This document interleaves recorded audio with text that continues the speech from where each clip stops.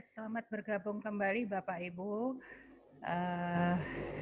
Sambil memproses semua informasi yang baru kita pelajari hari ini, saya juga mau menyapa teman-teman dari Sekolah Tinggi Teologi Misi William Carey. Selamat pagi kepada peserta yang dari Sekolah Tinggi Teologi William Carey. Saya juga mau menyapa para peserta dari Sekolah Kristen Kalam Kudus Medan. Selamat bergabung. Terima kasih sudah meluangkan waktu untuk belajar bersama dengan kami. Juga, ada Mr. Darvis. Selamat pagi Bapak. Senang bertemu kembali Pak Darvis. Pak Darvis ini adalah alumni kami, buah sulung kami, dan kami sangat bangga dengan Bapak Darvis, Arthur Teva. Terima kasih sudah bersedia bergabung dengan Bapak kami semuanya. Tuhan berkati. Maaf, saya goda di sini. Saya bully di depan umum Pak Darvis. Ada teman-teman dari Universitas Harapan juga. Selamat bergabung dengan kami. Juga dari SD Kristen Ailetheia Surabaya. Terus ada teman-teman dari Joyful School Pontianak. Selamat pagi semuanya. Senang bisa bertemu kembali walaupun lewat Zoom ya. Saya kepengen ke sana lagi jadinya. Pagi Bu Mary dan teman-teman semuanya. Terus ada teman-teman dari Sekolah Kristen Ketapang 1 dan 3. Ada teman-teman dari PKBM Puspa Terang Nusantara, teman-teman dari John Lim Christian School di Bitung. Wah, jauh juga ini. Ada teman-teman dari Sekolah Kristen, SMA Karis Malang, tadi sudah disebut.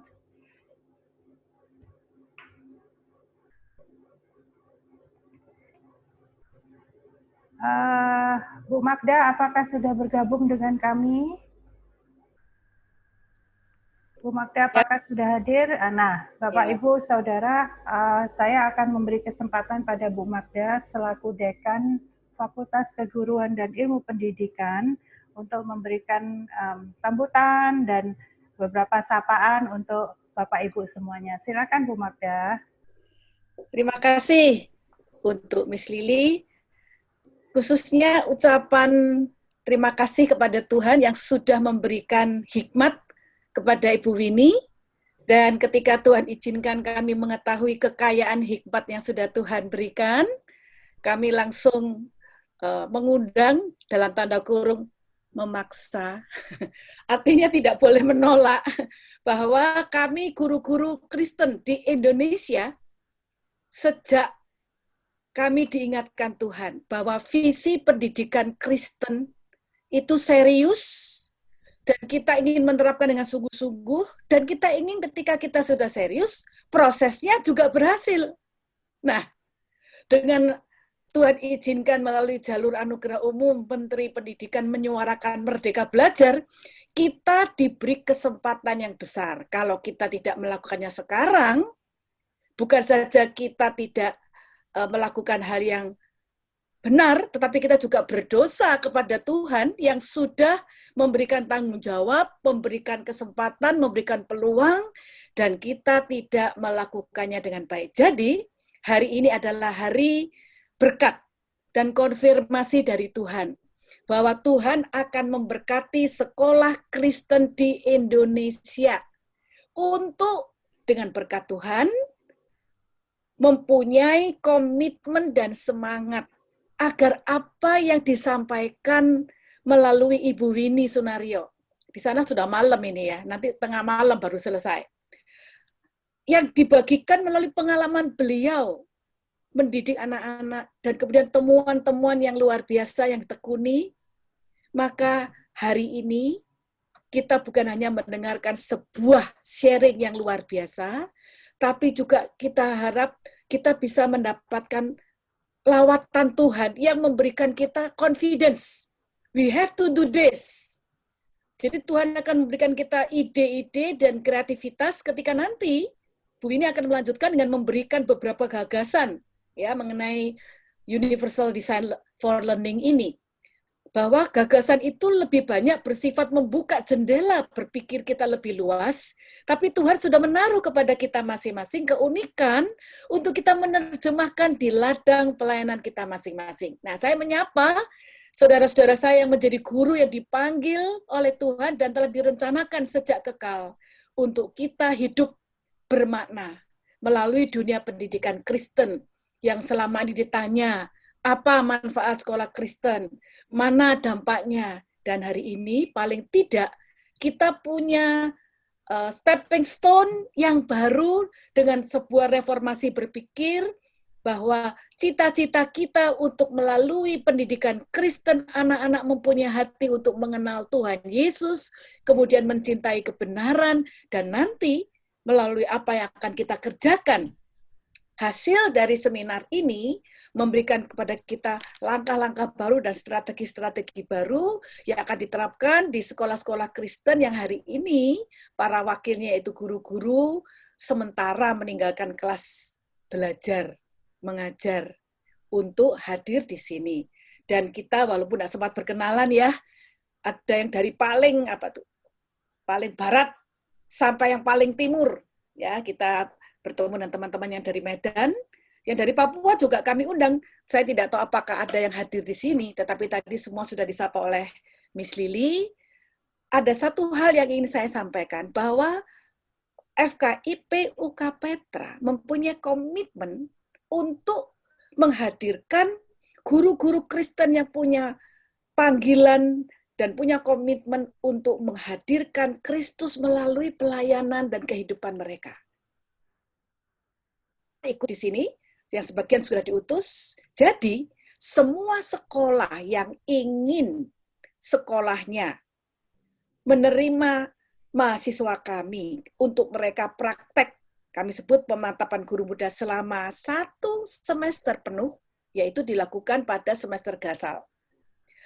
Diharapkan untuk menghubungi, bisa nanti menghubungi Miss Lily atau menghubungi saya, dan memberitahu bagaimana caranya. Sebab ini ada syaratnya. Hanya sekolah yang berkomitmen menerapkan pendidikan Kristen dengan serius. Di sana kami akan menempatkan. Kedua, sekolah-sekolah yang mempunyai pelayanan khusus untuk misi. Jadi, melalui sekolah menjalankan misi, itu akan mendapatkan pelayanan dari lulusan kami. Waktu mereka lulus, tahun kedua, mereka akan melayani di sekolah-sekolah misi. Nah, di sini yang kami undang, sebagian besar sudah memutuskan untuk menerima baik yang 1 semester maupun yang 1 tahun. Ya. Nah, jadi pada kesempatan ini biarlah kita bukan saja mengetahui, mendalami, dan terinspirasi untuk hal baru yang indah, yang luar biasa yang telah disampaikan oleh Ibu Winnie dalam hal kita menyadari tentang kehebatan otak yang Tuhan beri. Dan juga strategi untuk melawat setiap anak secara unik. Ditambah dengan kerjasama, di mana FKIP berkomitmen untuk hadir, mendampingi, menjadi sahabat bagi sekolah-sekolah Kristen yang berkomitmen untuk menerapkan pendidikan Kristen, membawa anak-anak mengenal Tuhan Yesus melalui proses belajar mereka. Tuhan Yesus memberkati. Bu Winnie, senang sekali kalau saya boleh menyambut di tengah-tengah. Ini menurut saya lebih real ya, sambutan yang sudah real karena sudah mendengar satu sesi sehingga sudah tahu apa yang akan disampaikan daripada saya menduga-duga karena saya juga tidak pakar di bidang ini. Tuhan Yesus memberkati. Terima kasih Bu Magda. Bapak Ibu peserta, panitia akan membagikan materi dalam bentuk PDF, dalam bentuk link di Google Drive. Linknya ada di chat kita semua. Materi bentuk PDF ini akan kita pakai untuk mendesain rencana belajar kita, lesson planning kita. Silakan Bapak Ibu download, ada di Google Drive dengan link yang sudah ada di dalam chat. Dan kalau ada yang mau bertanya, pertanyaannya semua saya tampung, nanti akan kita bahas pada saat sesi tanya jawab. Waktu dan kesempatan saya kembalikan kepada Bu Winnie. Silakan Bu Winnie. Ya, terima kasih sekali untuk sambutannya Bu Magda, dan terima kasih atas kesempatan yang diberikan juga pada saya boleh sharing sedikit ya. Saya rasa saya juga masih perlu belajar, tapi saya bersyukur saya bisa ada kesempatan untuk boleh sharing kepada guru-guru di sekolah Kristen. Karena itu suatu kerinduan saya, kita dipanggil untuk boleh melayani anak-anak. Dan saya rasa itu satu panggilan yang khusus, dan it's a privilege kalau kita boleh melayani anak-anak.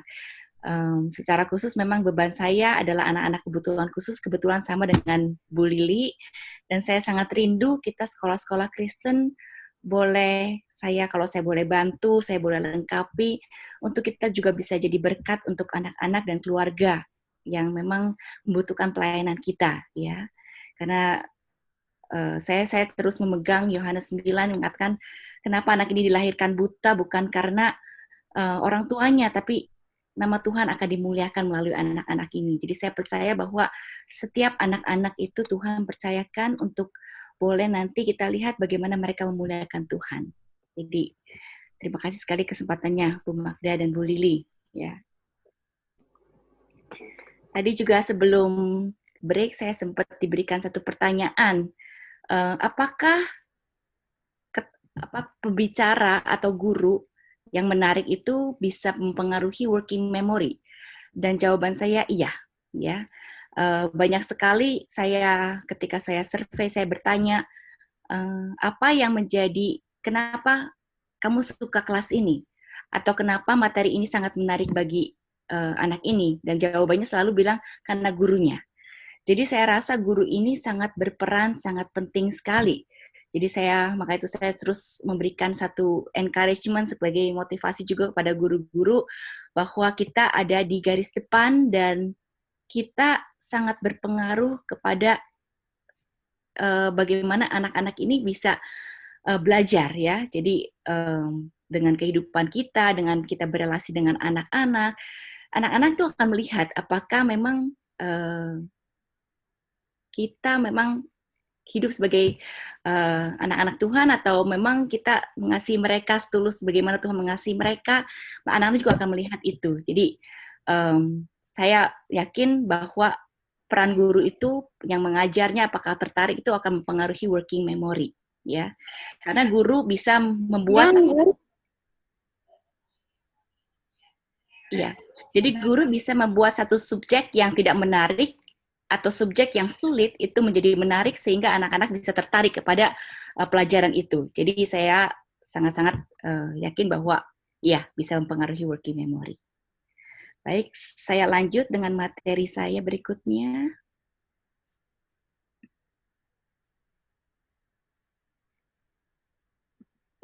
Oke.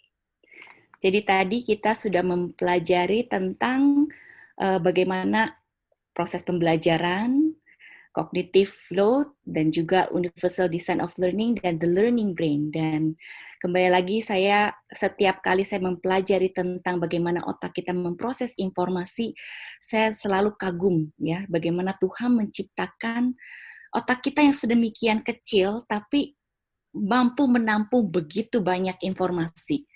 Ya, biarpun working memory kita sangat limited, tapi kalau kita paham long term memory kita adalah unlimited capacity. Ya, itu yang perlu kita paham bahwa Tuhan ciptakan long term memory kita dengan unlimited capacity. Dan itu luar biasa sekali, ya. Saya mau melanjutkan setelah kita mempelajari tentang bagaimana universal design of learning ini juga berbasis mempelajari bagaimana otak bekerja. Saya mendefinisikan apa itu universal design of learning. Universal artinya setiap pembelajar, setiap anak yang kita ajar. Universal itu istilah universal dikarenakan semua anak yang kita ajar. Dan desain adalah terarah, terencana, intensional. Jadi secara sengaja kita memang merencanakan metode pengajaran kita, bukan semau kita, tapi kita secara intensional kita menggunakan metode ini dan kita merencanakan secara sistematis. Jadi bukan hari ini saya merasa saya mau ngajarnya seperti ini, hari ini saya materi ini ya udah saya sedang merasa capek, saya mempresentasikan seperti ini, tidak. Tapi ini semua terencana ya, desain. Jadi universal untuk semua anak, desain secara sengaja kita merencanakan for learning. Learning ini adalah definisinya setiap individu ditantang dan didukung secara penuh agar dapat bertumbuh menjadi expert learner. Nah, apa itu expert learner? Di slide berikutnya nanti saya akan jelaskan. Jadi universal design of learning ini ada beberapa ciri-ciri yang memang berdasarkan ciri-ciri ini mereka membuat prinsip konsep universal design of learning. Yang pertama adalah yang tadi saya sudah bahas, variabilitas tipe-tipe pembelajaran dalam pengertian bahwa setiap anak itu unik, setiap anak itu memiliki kemampuan yang berbeda, tidak ada istilah average atau average itu sebagai normal, tapi setiap mereka memiliki talenta khusus, mereka memiliki kemampuan khusus, ya. Yang kedua adalah universal design of learning ini juga ketika kita mendesain implementasi metode pengajaran atau mendesain kurikulum, kita mencoba memikirkan ada penghalang apa yang bisa menyebabkan anak ini tidak bisa belajar, entah distraksi di dalam lingkungan, atau kemampuan mereka dalam baca kurang baik, atau kemampuan mereka untuk berhitung kurang baik, atau ada hal yang lain yang bisa menjadi penghalang mereka untuk bisa mengakses pembelajaran atau materi yang kita berikan. Yang ketiga adalah paradigma expert learner versus good students. Ini paradigma yang menarik buat saya karena seringkali ketika saya ke sekolah-sekolah menjadi konsultan di sekolah, guru selalu berkonsultasi mengenai anak yang paling bermasalah di kelas. Ya, istilah bermasalah itu seringkali bukan karena mereka tidak bisa mengikuti pelajaran, bukan. Anak bermasalah itu seringkali berhubungan dengan perilaku mereka. Entah mereka tidak bisa memperhatikan, entah mereka nggak bisa diam, atau mereka tidak bisa mengerjakan apa yang menjadi harapan dari gurunya. Jadi bukan karena mereka tidak mampu, ya, tapi karena mereka tidak bisa mengikuti aturan guru. Jadi yang saya melihat yang diterima guru rata-rata adalah yang disebut good student, tanda kutip good student, yang artinya anak-anak yang bisa duduk, diam, mendengarkan guru, yang mungkin bisa mengikuti pelajaran, tapi mungkin tidak menonjol, tidak, maksudnya bukan high achiever, itu sangat diterima di dalam kelas.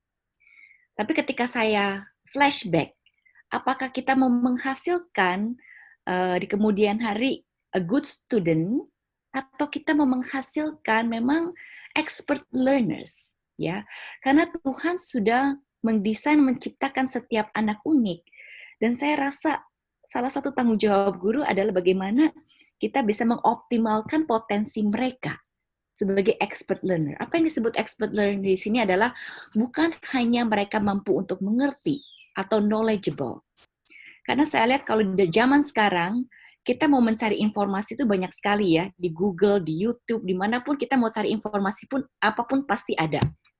Jadi yang saya lihat bukan knowledge itu sendiri yang penting, tapi yang lebih penting adalah meaning.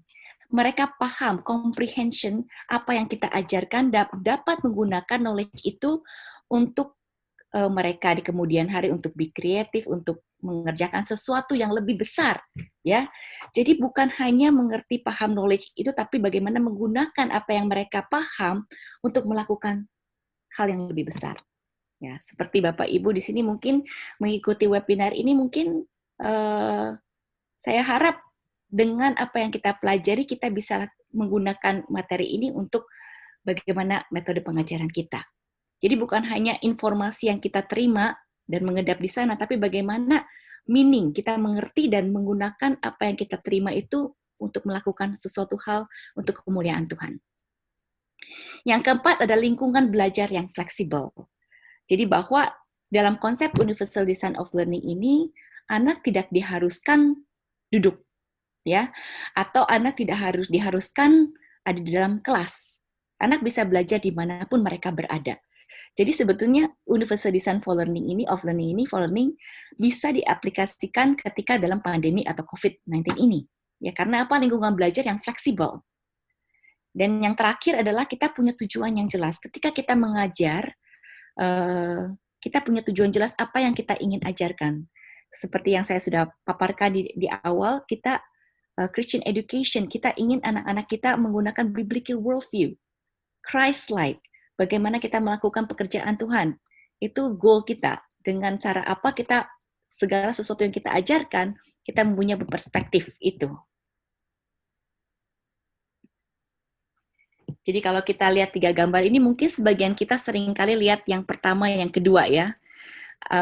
Ini analoginya equal equity, ya, memberikan opportunity yang sama atau kita memberikan apa yang dibutuhkan anak. Itu gambar yang pertama dan yang kedua. Jadi kalau yang pertama itu kita berikan semuanya sama. Ya, mau yang tinggi, mau yang sedang, mau yang kecil, semuanya sama rata. Ya, ini yang sering kali guru di kelas mungkin lakukan bahwa pokoknya saya nggak bisa tidak adil, semua anak harus adil. Jadi apapun kemampuan mereka, apapun kebutuhan mereka, pokoknya saya berikan itu sama. Itu yang pertama. Yang kedua adalah, oke, saya akan memberikan sesuai dengan kebutuhan mereka. Yang tinggi tidak butuh, yang sudah paham tidak butuh, yang sedang mungkin ya butuh sedikit, tapi yang mungkin yang tidak paham, saya bahkan butuhkan memberikan lebih. Apa konsekuensi yang kedua? Seringkali yang kedua, akhirnya kita tidak bisa mengajar seluruh variability anak di dalam kelas. Karena apa? Akhirnya yang paling menonjol atau mungkin mereka terlihat bisa, kita abaikan karena kita anggap mereka sudah bisa. Kita banyak fokus kepada anak yang mungkin tidak bisa. Dan ini yang seringkali menjadi pergumulan sekolah-sekolah Kristen ketika mereka diminta untuk terima anak kebutuhan khusus. Oh, guru-guru kita tidak dilengkapi. Karena apa? Kita butuh effort yang lebih untuk mengajar anak-anak kebutuhan khusus.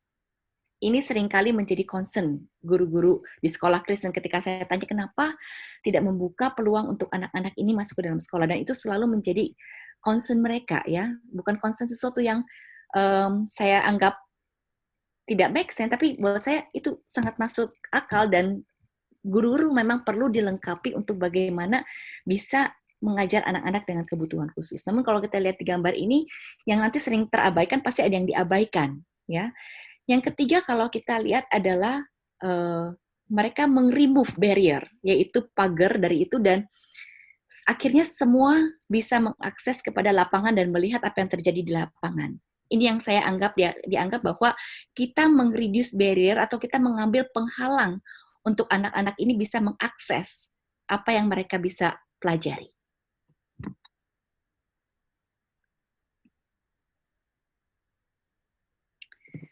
Oke, kita sudah mungkin yang saya katakan tadi ada penelitian mengatakan bahwa kemampuan kita untuk menerima informasi baru biasanya hanya 5-7 menit. Jadi di sini saya ingin kita sama-sama refleksi ya.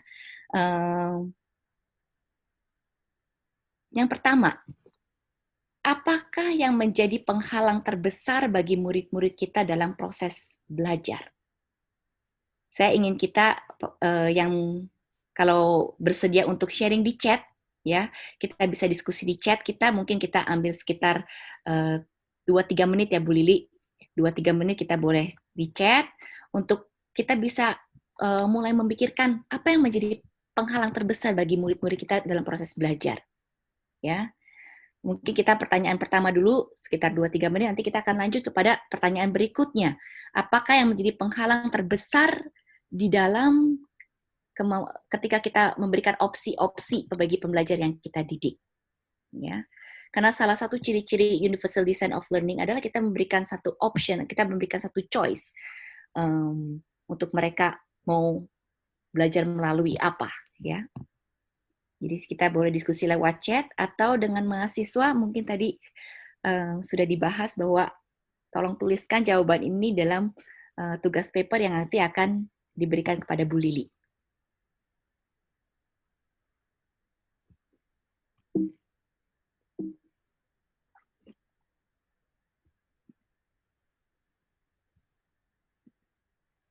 Oke.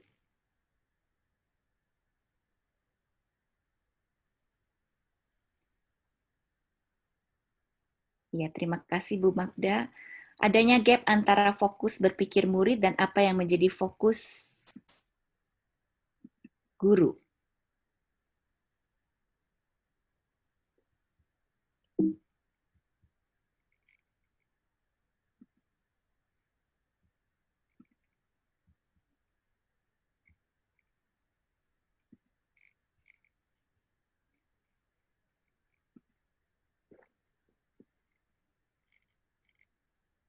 Penghalang terbesar tuntutan penyelesaian materi. Ya, ini seringkali saya juga dengar dari guru-guru karena mereka harus mengikuti ya standar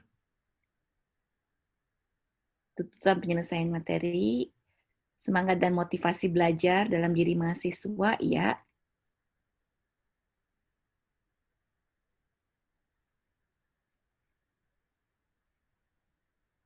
Media sosial.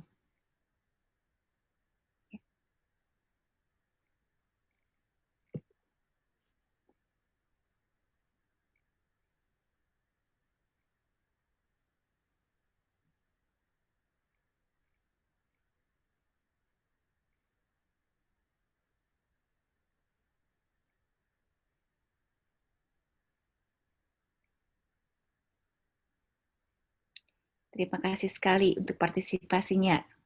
Jadi setiap peserta juga bisa lihat ya, apa yang menjadi penghalang untuk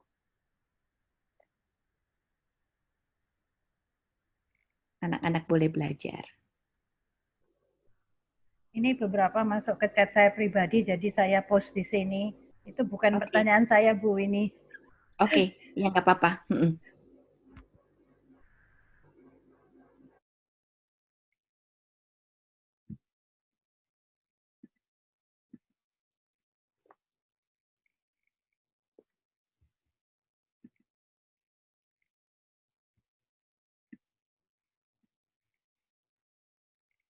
Oke, saya banyak di sini melihat motivasi ya, keinginan belajar. Seringkali anak-anak tidak termotivasi untuk belajar.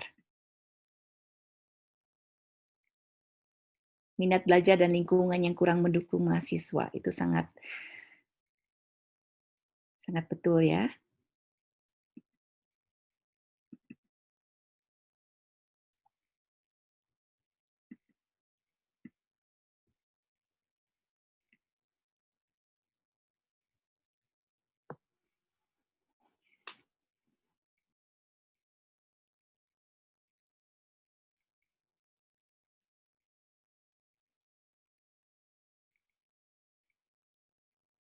Oke. Baik, saya akan bahas sedikit dari apa yang sudah ditulis di chat. Terima kasih untuk Bapak Ibu yang sudah tulis dalam chat ini dan ikut berpartisipasi. Ini akan sangat menolong kita dan juga saya untuk membahas ya sebetulnya apa yang menjadi penghalang bagi murid-murid kita dalam proses belajar. Memang ada hal yang kita tidak bisa kontrol, ada hal yang di luar kendali kita, misalnya seperti lingkungan mereka di mana mereka belajar, motivasi. Namun saya seringkali menemukan anak-anak yang punya motivasi rendah itu bukan karena mereka tidak mau belajar. Seringkali karena mereka tidak mampu atau kemampuan mereka mungkin lebih lambat daripada yang lain, tapi motivasi itu, inner drive itu untuk belajar akan muncul ketika mereka sukses dalam melakukan hal yang mungkin mudah untuk mereka lakukan. Jadi memang untuk membangun motivasi belajar siswa itu seringkali karena mereka gagal terlalu sering, sehingga itu sangat-sangat mempengaruhi motivasi mereka belajar. Jadi ketika kita bertemu dengan mahasiswa yang punya motivasi yang rendah, kita perlu melihat apakah karena terlalu banyak mereka menemukan kegagalan, atau karena mereka ada kesulitan tertentu sehingga mereka sulit untuk mengikuti pelajaran. Nah, itu yang perlu kita paham dan kita pikirkan ketika kita mengajarkan kepada anak-anak. Lalu kita mengajar materi, ya. Materi itu memang ada tuntutan tertentu yang kita harus menyelesaikan materi sehingga kita tidak tahu apakah dalam materi yang kita sampaikan seberapa persen anak-anak bisa terima. Mungkin saja mereka hanya terima 5% atau 10%. Tapi seringkali itu yang menjadi kendala karena kita harus menyelesaikan, akhirnya mereka tidak dapat menerima materi itu sepenuhnya. Ya. Sosial media, ya memang kemarin ini saya sempat penelitian memang yang ada cognitive overload, khususnya di dalam anak-anak remaja, anak-anak SD juga sekarang, SMP, SMA, games, ya. Seringkali games ini yang bisa membuat otak mereka itu cognitive overload. Jadi ada satu orang yang akhirnya merasa bahwa saya akan coba untuk tidak main game, yaitu memberikan kesempatan untuk otak saya untuk beristirahat. Dan ternyata dengan mereka rest the brain, itu ternyata kemampuan mereka belajar ternyata meningkat. Jadi memang saya harus akui bahwa sekarang sosial media itu bisa mempengaruhi kepada working memory seseorang anak ya. Jadi akhirnya kita yang harus mengedukasi anak-anak ini dan juga orang tua untuk mereka mengerti bahwa ini juga ada pengaruh terhadap kemampuan mereka belajar. Oke, nanti saya akan lanjutkan dalam sesi tanya jawab ya. Yang pertanyaan yang kedua, apakah yang menjadi penghalang terbesar di dalam kita sebagai pendidik? Memberikan opsi-opsi bagi pembelajar yang kita didik. Mungkin saya hanya 1-2 menit ya.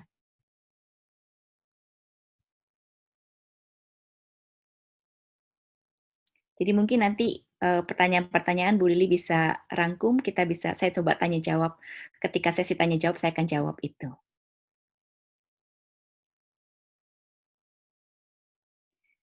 Wah, ini menarik sekali ya, bagus ya.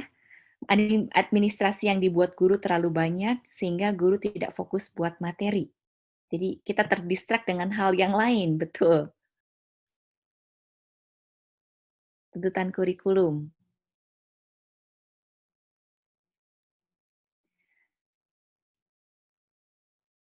Guru kurang menguasai anak dalam kelas, iya.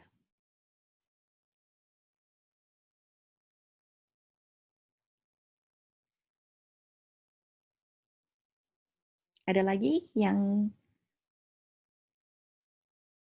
ya, di Indonesia ini yang cukup menjadi penghalang ya, saya lihat tuntutan kurikulum yang terus berubah-ubah ya, dan administrasinya, dan setiap kita ganti menteri itu berubah, dan sehingga kita sudah planning, dan akhirnya kita harus merubah semua perencanaan kita karena dengan kurikulum berganti, kita harus ganti lagi, kita menghabiskan waktu yang seharusnya kita tidak habiskan waktu itu, iya. Kepadatan materi ya, balik lagi kepada materi yang harus kita selesaikan. Kurangnya minat baca pada guru karena guru sudah terlalu lelah untuk baca, sudah terlalu lelah untuk mempersiapkan bahan untuk murid-murid sehingga energinya sudah terkuras dan akhirnya mereka tidak ada kesempatan untuk belajar lagi. Ya. Terima kasih ya, terima kasih atas partisipasinya. Ini sangat baik ya. Jadi saya mau pakai momen ini karena kalau kita lihat dari piramid pembelajaran, ketika kita berpartisipasi, ketika kita diskusi, pemahaman materi akan sangat menolong kita. Oke, saya balik lagi kepada materi, nanti kita akan diskusi lagi.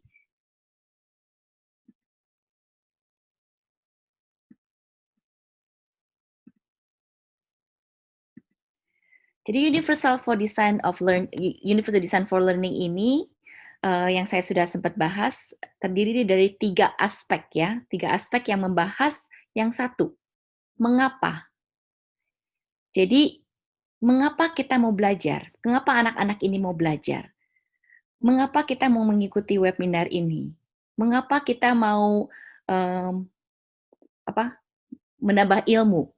Kenapa anak ini harus belajar? Seringkali ini yang menjadi penghalang utama anak-anak bisa menerima informasi. Karena seringkali anak-anak tidak paham kenapa mereka harus belajar.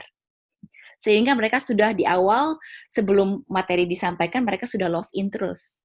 Jadi, mengapa atau the why of learning ini akan mempengaruhi simulasi daya tarik dan motivasi belajar seorang anak. Jadi, hal ini menjawab pertanyaan tadi anak-anak, motivasi anak yang menjadi penghalang barrier untuk anak bisa belajar. Yang kedua adalah the what of learning. Nah, the what of learning ini adalah materi yang disampaikan, menyajikan informasi dan muatan belajar dengan cara yang berbeda, ya, the what of learning. Yang ketiga adalah the how of learning. The how of learning ini mencakup bagaimana cara kita tahu murid kita dapat mengekspresikan apa yang mereka tahu. Jadi bukan hanya kita satu one way, kita lecture, kita ngajar satu cara, dan akhirnya kita tidak tahu apakah murid kita paham atau tidak. Nah, dengan Universal Design for Learning ini mencakup 3 hal ini. Dan selalu mulai dari why of learning. Karena why ini yang akan memulai ketika kita tahu anak ini kenapa mau belajar, itu akan menolong kita untuk tahu apakah mereka tertarik dengan apa yang mereka akan pelajari atau tidak. Maka itu, the why of learning itu menjawab pertanyaan mereka engagement atau keterlibatan dalam belajar. Ketika mereka termotivasi, ketika mereka punya ketertarikan dalam pembelajaran materi itu, dan mereka tahu kenapa mereka harus belajar, kita bisa mengajar mereka lebih efektif. Jadi bagaimana kita, dalam why of learning ini kita melihat bagaimana mereka engage atau mereka terlibat dengan materi pembelajaran mereka. Jadi cara di mana pembelajar dapat dihukum dan termotivasi adalah dengan pertanyaan seperti ini. Mengapa saya harus belajar hal ini? Ya, saya rasa ini yang menjadi kenapa saya sangat-sangat menikmati ketika saya belajar di perguruan tinggi. Karena saya tertarik dengan materi yang saya pelajari. Ya, jadi ketika saya pelajari sesuatu yang tertarik, saya lebih interest untuk belajar lagi. Dan yang kedua adalah mengapa ini layak untuk saya usahakan atau kerjakan? Seringkali anak tidak ada motivasi karena mereka tidak tahu kenapa mereka harus belajar. Sehingga mereka juga tidak paham kenapa saya harus berusaha, kalau saya sudah gagal, tetap saya harus berusaha, mendingan saya sudah nggak usah belajar lagi, karena saya tidak mau mengambil resiko untuk saya gagal lagi. Dan itu menjawab pertanyaan yang ketiga, mengapa saya harus mengambil resiko demi hal ini? Dan untuk menjawab pertanyaan-pertanyaan ini, mereka harus ada satu interest, ya, engagement dalam pembelajaran ini, dan mereka ketika mereka bisa ada engagement, ketika mereka tertarik dalam pembelajaran itu, maka kita sudah tidak harus pusing dengan masalah motivasi anak-anak kenapa tidak mau belajar. Nah, ini kita lihat sarana pendukung keterlibatan belajar. Kalau kita boleh evaluasi cara kita melibatkan anak dalam pembelajaran, berapa metode yang kita aplikasikan. Seringkali kalau saya lihat di kelas, seringkali kita hanya melibatkan mereka mendengar dan mereka mengerjakan tugas. Mendengar, mengerjakan tugas, atau membaca. Sehingga kalau saya jadi murid, mungkin waktu itu saya mengerjakan itu, saya merasa mungkin bosan. Maka itu saya tidak merasa ketika saya waktu di SD atau SMP, bahkan di SMA, saya memiliki impression yang dalam ketika saya belajar. Karena apa? Hanya metode pembelajaran dengan seperti itu. Namun saya bersyukur sekali saat ini saya rasa banyak sekolah dilengkapi, dan saya tahu ketika saya mau membawakan materi ini, saya juga tahu bahwa juga telah membawakan multiple intelligence, dan saya rasa dengan informasi tentang multiple intelligence kita juga paham bahwa kita harus engage anak-anak dengan berbagai macam cara sehingga mereka bisa belajar, bukan hanya karena mereka memiliki intelligence yang berbeda, tapi dengan kita memberikan kesempatan mereka untuk eksplorasi dengan cara yang berbeda, mereka akan dapat perspektif yang berbeda. Jadi kalau kita lihat di sini sarana pendukung keterlibatan belajar, ada yang menggunakan eksperimen, buku, media, terus kalau membelajarkan huruf ya khususnya yang di TK, mengenai taktil, ya mengenai shaving foam, lalu menggunakan matematika dengan paperclip, itu dengan sarana-sarana yang berbeda, mungkin lebih tertarik anak untuk bisa engage dengan pembelajaran mereka. Nah, di sini saya ingin men-sharingkan beberapa level dari engagement atau keterlibatan anak dalam pembelajaran. Jadi yang kita harapkan adalah anak bisa engagement yang paling atas, yaitu ketika memberikan atensi yang tinggi dan komitmen yang tinggi, yaitu komitmen adalah mereka tetap belajar dan memberikan atensi yang penuh, ya. Jadi untuk anak bisa belajar satu materi perlu sekali komitmen yang tinggi dan atensi yang tinggi. Namun kita akan melihat beberapa tipe anak ketika mereka terlibat dalam pembelajaran. Ada yang setelah engagement itu ada anak yang memang mereka perhatikan, tapi mereka low commitment. Yang artinya apa? Mereka mungkin memperhatikan apa yang kita bicarakan atau materi yang kita berikan, namun mereka tidak ada komitmen untuk mereka cari tahu lebih lagi mengenai materi yang disampaikan. Yang ketiga adalah ritual compliance. Mereka hanya duduk di kelas karena sebagai responsible sebagai mahasiswa atau sebagai murid-murid. Jadi mereka tidak memberikan full attention dan juga low commitment. Jadi mereka perhatikan mungkin yang diberikan mungkin 20-30%, bahkan mungkin 10%, dan mereka tidak ada motivasi untuk cari tahu lebih tentang materi yang disampaikan. Yang keempat adalah retreatism, yaitu anak sama sekali tidak memberikan atensi dan tidak ada komitmen juga, ya. Yang terakhir adalah rebellion.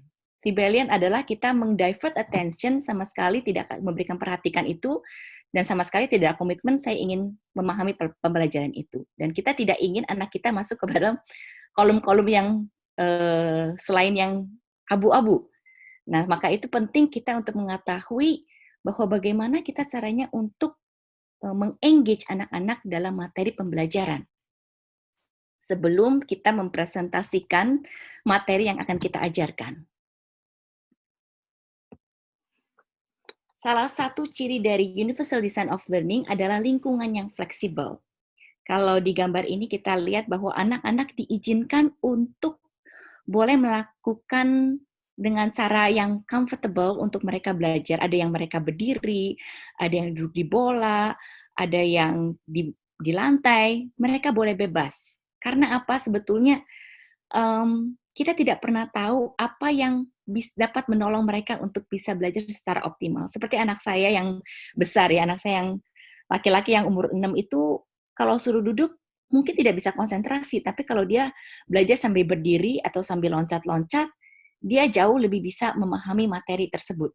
Ya, jadi kalau saya suruh dia belajar, saya selalu tanya, mau dengan cara apa kamu belajar? Mau dengan berdiri, mau duduk? Saya bebaskan itu asalkan dia belajar. Dan saya juga ketika saya terapi anak, banyak orang tua yang mengatakan bahwa iya, anak saya itu kalau di kelas tuh nggak bisa diem. Tapi kalau ditanya itu bisa jawab. Mereka paham dengan materi. Namun karena tuntutan di kelas harus duduk, mereka akhirnya tidak bisa jawab. Karena apa? Karena diharuskan untuk duduk dan itu mereka harus fokus dengan cara mereka duduk, diam, sehingga materi yang masuk itu tidak masuk sama sekali.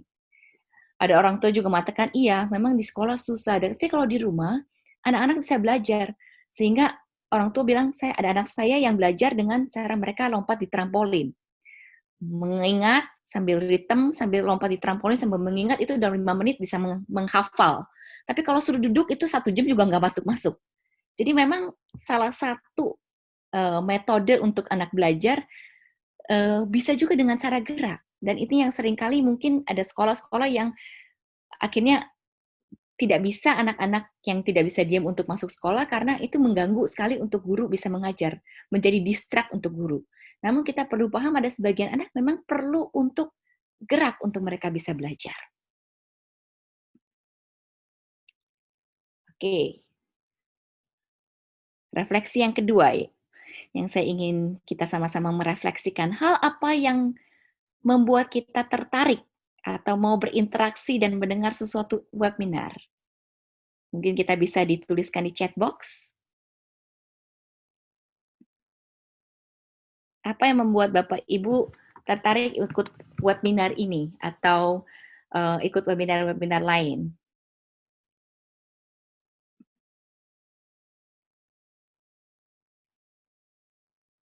Ilmu yang baru, topiknya menarik,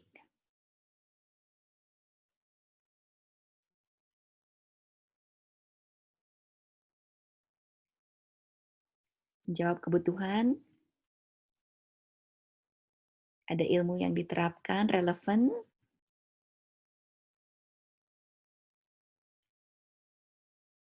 menambahkan wawasan,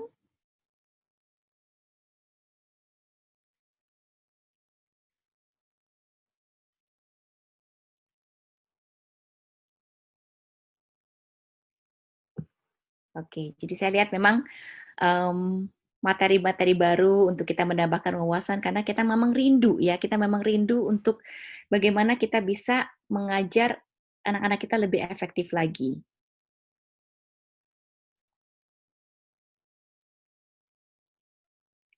Dan materi yang relevan. Dan saya rasa anak-anak yang kita ajarkan atau mahasiswa di dalam eh, perguruan tinggi maupun sekolah teologi, saya rasa juga sama. Ketika mereka tertarik untuk belajar, apa yang membuat mereka tertarik? Mungkin salah satu adalah materi yang menarik. Yang kedua adalah mereka bisa menerapkan atau merelevan dengan apa yang mereka sedang menjadi interest mereka. Maka itu penting sekali ketika kita nanti planning lesson dengan menggunakan metode UDL Universal Design for Learning ini, kita mengetahui apa yang bisa membuat anak ini engage dengan materi yang kita berikan. Engagement itu why, menjawab pertanyaan why.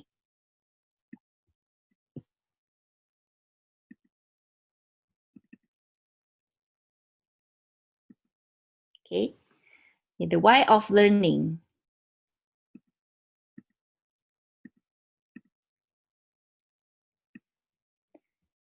Jadi kalau kita lihat potential engagement ini melalui interaksi, eksperimen, project,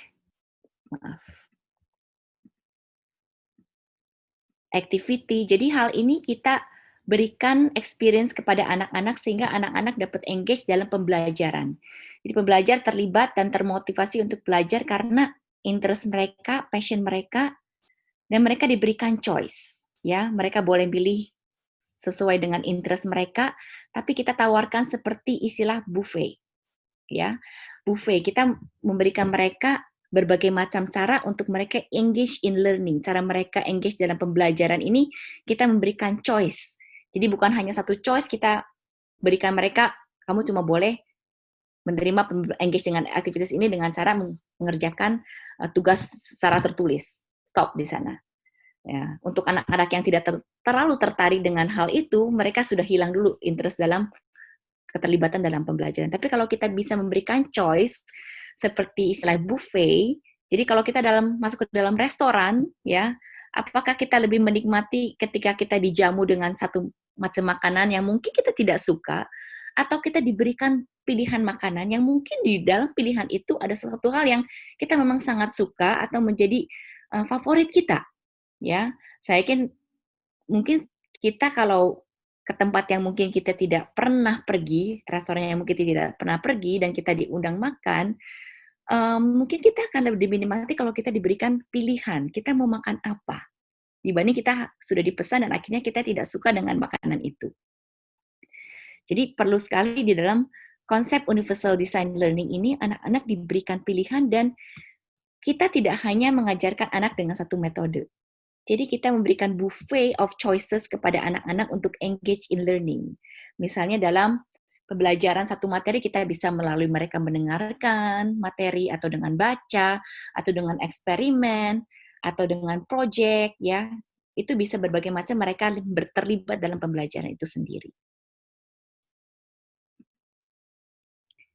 Yang kedua adalah the what of learning. Ya, the what of learning adalah aspek apa dalam pembelajaran. Nah, the what of learning adalah materi yang kita presentasikan atau materi yang kita berikan kepada anak-anak kita untuk mereka pelajari. Seperti yang kita tahu dari cognitive load theory, materi itu ketika kita sampaikan itu, kita bisa manage mau seberapa banyak yang kita bisa sampaikan. Dan kita tahu working memory kita itu sangat limited. Ya, anak cuma bisa mungkin menerima 5 sampai 7 stimulus sebelum mereka mungkin mengorganisir atau melupakan informasi tersebut. Sehingga yang aspek kedua, what of learning itu membantu kita untuk mendesain, memperluas wadah sarana mengkomunikasikan informasi. Seperti kita paham, proses pembelajaran, input sensori, proses penyimpanan melalui sarana yang berbeda-beda. Dan caranya seperti apa ketika kita masuk ke dalam aspek kedua, yaitu what of learning. Kita sediakan berbagai sarana untuk mempresentasikan bahan. Ya, kalau kita masuk ke website Natural Readers itu satu website yang sebetulnya free ya, free untuk kita masukkan teks dan mereka bisa bacakan teks itu untuk anak-anak yang sulit baca. Ya, sulit baca, dan itu website itu menyediakan untuk kemampuan anak untuk mendengar, untuk anak sulit baca itu bisa bacain. Atau note taking hardware yang bisa bantu mereka yang sulit untuk ketik atau sulit untuk tulis, mereka bicara secara verbal dan itu akan merekam sendiri secara tertulis di dalam media. Yang ketiga adalah peer mediated instruction. Kalau kita ingat pyramid of learning, saya balik lagi kepada pyramid of learning. Ya. Knowledge retention rates, kalau kita lihat yang tertinggi adalah teach others, yaitu mengajarkan orang lain. Ya. 90% retention. Karena apa? Untuk kita bisa mengajarkan orang lain, kita perlu paham dulu materinya. Kalau kita tidak paham, kita tidak bisa mengajar. Maka itu kenapa salah satu materi dipresentasikan melalui peer mediated learning, yaitu anak-anak saling mempresentasikan bahan materi yang mereka sudah pelajari. Entah itu dengan apa yang mereka baca, atau mereka dengar, atau setelah mereka engage, mereka mengajar temannya, peer-mediated instruction. Yang keempat adalah multimedia, study snippets. Study snippets ini video recording, mungkin kita sebagai guru, kita rekam, dan dibilangnya study snippets karena apa? Kemampuan anak untuk bisa terima informasi tidak lebih dari 5 menit. Jadi study snippets itu klip-klip yang mungkin cuma 1 menit sampai 3 menit, itu konsep yang penting kita sampaikan dalam video itu, sehingga anak itu ketika melihat video itu mereka atensi masuk dan itu bisa diulang lagi, sehingga mereka bisa dengar, mereka bisa lihat, tapi hanya sebatas 3-5 menit ya, tergantung umur dari mereka, sehingga jangan terlalu panjang karena by the time 7 menit itu sudah hilang kemampuan mereka untuk menerima informasi baru. Tapi kalau mereka ulang lagi itu bisa masuk. Yang berikutnya adalah web-based materials and information. Ketika kita tertarik dengan satu materi, atau ketika satu anak tertarik dengan satu materi, saya yakin keinginan untuk cari tahu di dalam web itu sangat besar. Ya, maka itu kenapa banyak sekali anak-anak yang sudah mungkin SMP atau SMA, bahkan SD itu kalau mereka ingin tahu cara main game, bagaimana main game, atau itu mereka bisa cari tahu sendiri. Ya di YouTube, di website, mereka bisa tahu caranya untuk bagaimana menginstall, atau tanpa diajarkan mereka sudah tahu. Karena apa? Mereka tertarik dengan materi ini. Jadi ketika kita mempresentasikan ini berbagai macam cara, itu akan membuat mereka mungkin menolong mereka untuk menerima informasi lebih dari satu cara. Ini yang menjawab pertanyaan bahwa tidak ada satu fix learning style dari seorang anak. Ataupun dengan satu cara otak kita menerima informasi. Otak kita menerima informasi dengan berbagai macam cara. Dan ketika kita menyediakan choice, kita menyediakan begitu banyak bahan untuk mereka menerima informasi dan secara berulang, akhirnya mereka akan mempelajari materi itu. Jadi kalau kita di sini lihat berbagai sarana mempresentasikan bahan melalui video, melalui visualizing, baca buku dengan cerita, dengan gambar, dengan taktil, dengan informasi, dengan instruksi. Di sini ada kartun ya, atau dengan dengar radio, atau dengan eksperimen, dengan peer mediated ya, dengan temannya saling diskusi. Itu bisa kita gunakan ketika kita mempresentasikan materi yang kita ingin ajarkan. Oke. Sekarang giliran kita untuk memproses informasi yang baru saja disampaikan. Sarana pembelajaran seperti apa yang paling efektif bagi saya? Bisa diskusikan di chat box.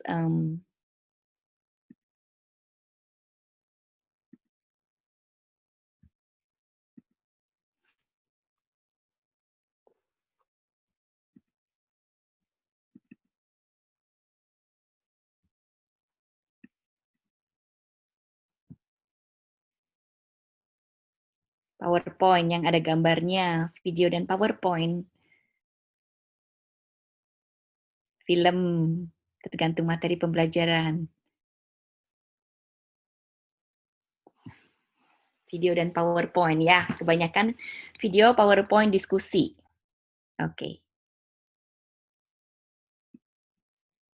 Dan ini sangat menarik ya Bapak Ibu sekalian, karena apa? Tadi saya sempat bahas di awal, bahwa otak kita itu mampu untuk menerima informasi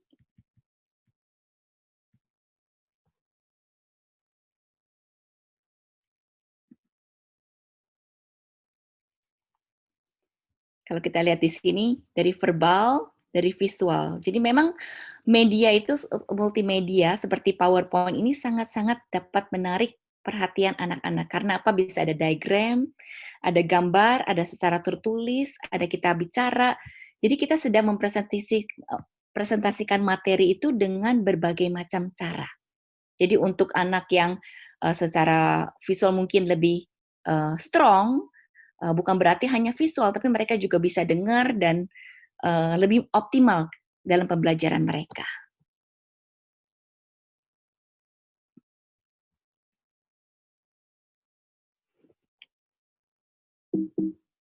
Oke.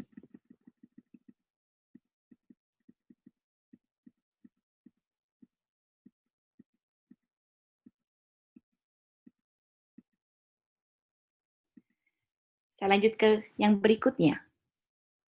Aksi dan ekspresi, the how of learning. Tadi kita sudah membahas the why of learning, engagement, bagaimana anak bisa engage dengan materi pembelajaran. Yang kedua, the what of learning, materi yang dipresentasikan atau materi yang diajarkan kepada anak-anak. Dan yang ketiga adalah aksi dan ekspresi, the how of learning. Bagaimana kita tahu bahwa anak-anak kita atau mahasiswa kita atau murid-murid kita sudah paham dengan materi yang kita ajarkan. Jadi kita perlu menggunakan berbagai pendekatan dalam menilai proses pembelajaran, ya, melalui teknologi yang tersedia. Kalau kita lihat dari gambar ini, melalui penulisan, podcast, atau melalui gambar, visual note taking, narasi, ya, puppet. Di sini ada, pokoknya ada gambar-gambar. Seringkali apa yang terjadi di dalam dunia pendidikan saat ini, kita banyaknya menggunakan hanya beberapa metode, yaitu menulis atau ujian. Ya, seringkali ujian.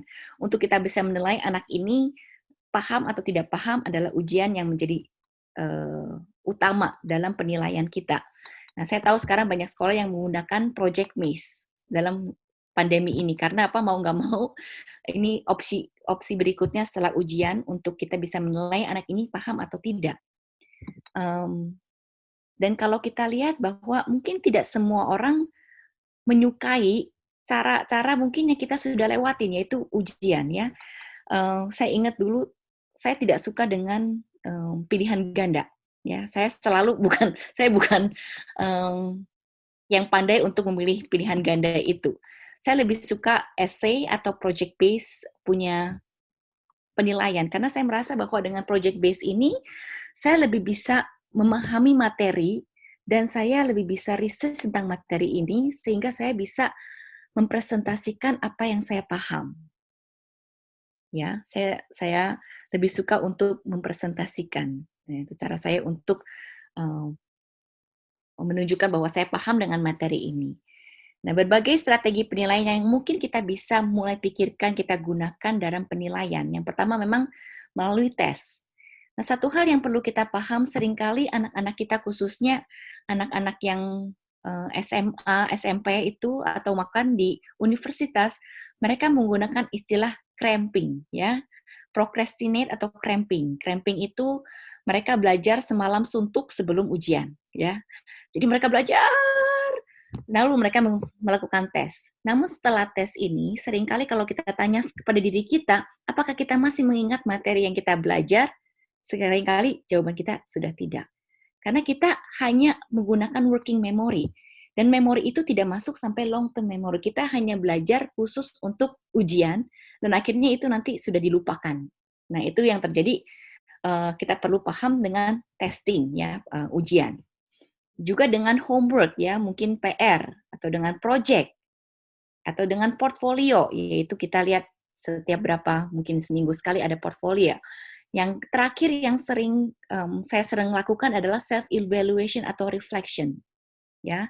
Reflection atau self evaluation ini sangat-sangat menolong mungkin kita sebagai guru juga nanti ketika kita menggunakan prinsip UDL ketika kita mengajar, kita perlu mengevaluasi apakah ini metode apa yang cukup efektif untuk saya mengajarkan anak-anak dan metode apa yang tidak efektif. Sehingga yang tidak efektif kita tidak usah melakukan dan yang efektif kita bisa melakukan lagi, refleksi dan self evaluation. Dan ini sangat juga efektif terhadap anak-anak atau mahasiswa. Saya ingat bahwa ketika saya studi S3 dan S2 itu banyak sekali self-evaluation. Self-evaluation itu untuk bertanya pada diri saya sendiri, apakah saya paham dengan materi? Bagaimana saya tahu saya paham? Itu membuat saya mikir kembali dengan pertanyaan seperti itu. Sekarang giliran kita. Metode evaluasi apa yang paling efektif bagi saya sebagai pembelajar?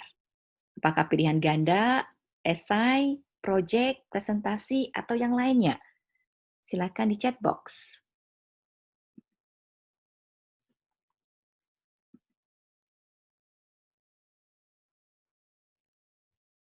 Ada yang esai pilihan ganda, presentasi, tergantung topik, reflection. Cukup banyak yang presentasi ya, esai. Saya juga suka dengan esai. Karena esai untuk saya adalah untuk saya bisa mengekspresikan tidak hanya sekedar satu jawaban, tapi ya bisa melakukan seperti kita menulis ya. Oke, project and reflection ya, banyak presentasi, project and reflection. Jadi kalau kita lihat jawaban dari Bapak Ibu yang berpartisipasi di chat box ini, kita lihat berbagai macam cara mereka untuk bisa mengekspresikan apa yang mereka tahu. Dan saya lihat sedikit sekali yang memilih pilihan ganda ya. Tapi pilihan ganda itu yang selalu menjadi tes utama di sekolah. Tapi kalau kita lihat sedikit sekali yang pilih pilihan ganda. Dan mungkin di perguruan tinggi atau SMA ada presentasi, tapi jarang sekali di SD itu presentasi. Tapi kalau kita lihat, kita sangat menikmati penilaian berbentuk refleksi, diskusi, esai, dan presentasi. Ya.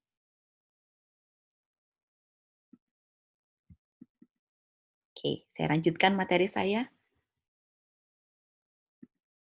Jadi mengapa Universal Design for Learning? Kenapa ini metode yang mungkin kita bisa pikirkan kita gunakan? Yang pertama adalah Universal Design for Learning benefits everyone. Karena apa? Dia melihat variability. Setiap anak di kelas itu berbeda. Jadi kalau kita lihat di gambar ini, yang sering kali saya lihat adalah gambar yang binatang ini ya. Jadi si gurunya bilang untuk fair selection, semua orang harus mengambil tes yaitu manjat pohon dengan satu cara, tes. Atau yang gambar berikutnya, clearing path untuk people with special needs. Kalau kita bisa, orang ini sibuk dengan membersihkan tangga, ya, membersihkan tangga. Tapi karena apa? Karena hanya memikirkan orang-orang yang bisa naik tangga. Tapi kalau dia bisa pikir bahwa dia membersihkan ramp ini untuk kursi roda, semua orang akan bisa lewat sini. Jadi dia tidak usah double work, membersihkan tangga terus membersihkan ramp. Tapi dengan dia membersihkan rem ini, dia akan mencakup kebutuhan setiap orang di tempat ini. Ya, jadi dengan prinsip universal design ini akan menolong kita supaya kita juga save time, save effort, ya, dan juga kita bisa mengajar setiap anak, ya, in all learners di dalam kelas dengan kebutuhan masing-masing tanpa kita pusing, tanpa kita harus memikirkan learning style si A ini, learning style si B ini, learning style 3 ini. Atau mereka punya intelligence yang berbeda-beda, bagaimana saya bisa ngambil jalan tengah? Karena kita tahu dengan prinsip Universal Design for Learning ini sebetulnya tidak ada jalan tengah. Kita harus bisa kita mencakup semua anak di dalam kelas.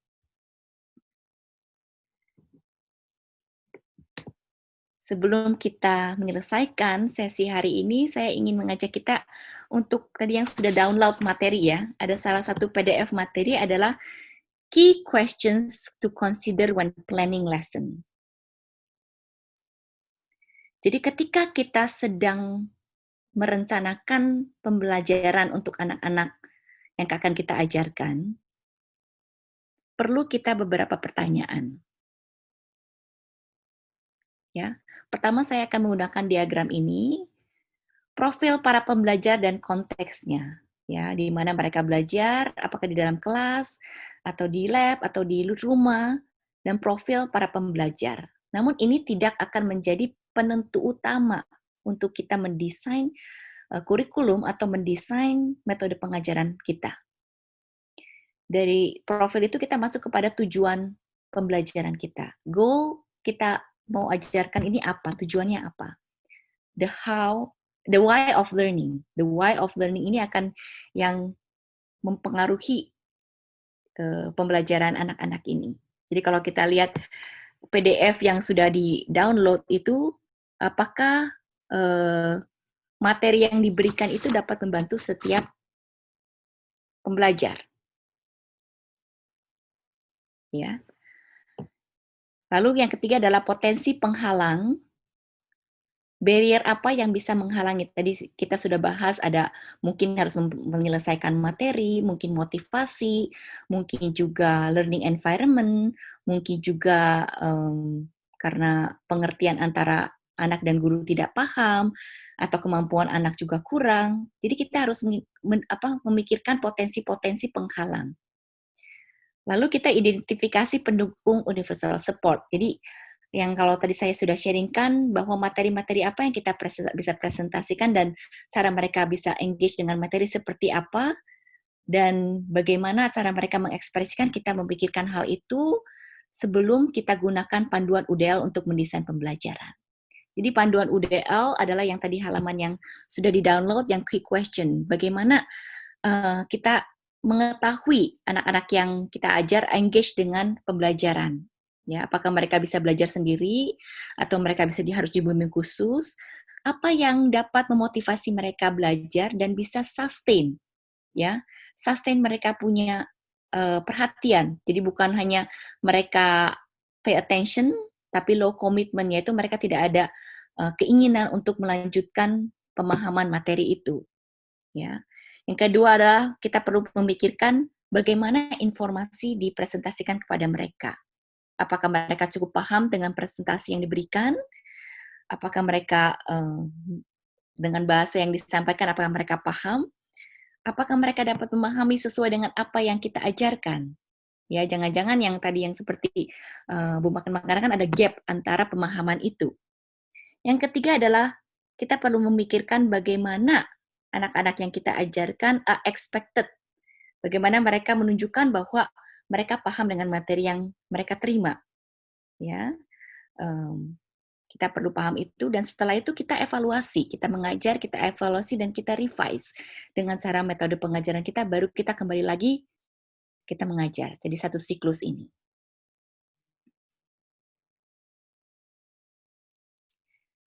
Dan saya ingin mengakhiri refleksi dan materi presentasi saya dengan pertanyaan ini. Satu hal yang Bapak Ibu tangkap mengenai UDL melalui sesi ini. Yang kedua, dalam hal apa Bapak Ibu akan menerapkan informasi yang didapatkan hari ini. Kalau Bapak Ibu boleh masuk ke dalam www.menti.com dan masukkan kode ini 9943216. Ya, www.menti.com dan dengan memasukkan kode 9943216.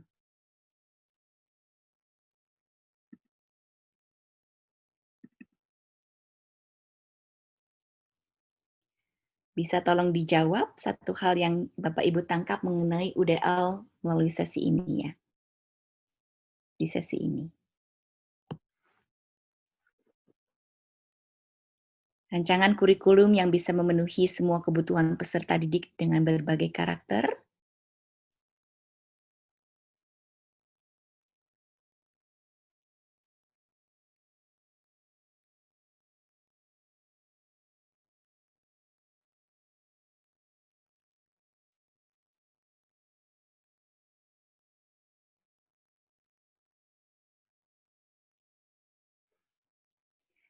Belajar mengerti atau memahami kebutuhan anak, kreatif dalam mendesain pembelajaran, bahwa setiap anak diciptakan unik, tidak ada lagi anak yang kesulitan belajar. Saya senang sekali dengan ini ya, tidak ada lagi anak yang kesulitan belajar. Semua anak-anak unik tidak bisa hanya menggunakan sistem pembelajaran,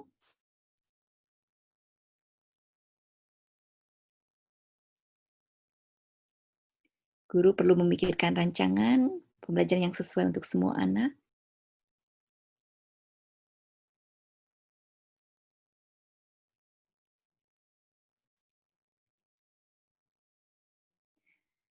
Ini baik sekali ya, belajar adalah hal yang harus didapat akses oleh semua orang, tidak terbatas dengan apapun. Sebab semua orang diciptakan unik dan spesial. Saya senang dengan ini ya, Tuhan ciptakan setiap anak-anak unik, setiap dari kita unik, dan Tuhan sudah memberikan kita talenta masing-masing dan kemampuan untuk belajar dengan potensi yang Tuhan sudah titipkan.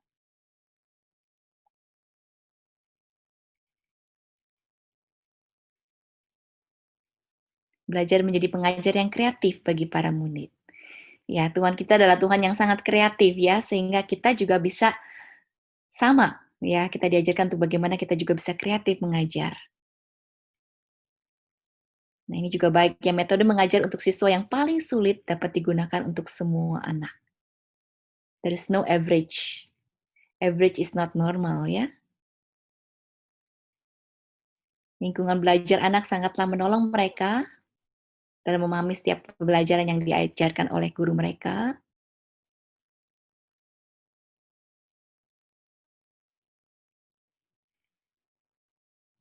Tidak membatasi anak untuk belajar dengan karakteristik dan kebutuhannya. Karena merdeka, belajar adalah untuk semua anak. Bukan lagi waktunya bagi mereka duduk diam dan mendengarkan.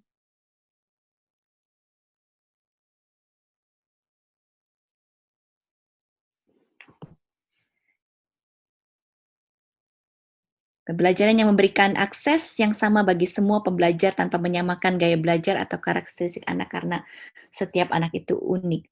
Tidak ada kata mutlak untuk setiap metode pembelajaran. Baik, terima kasih untuk partisipasinya. Sekarang kita masuk ke pertanyaan yang kedua.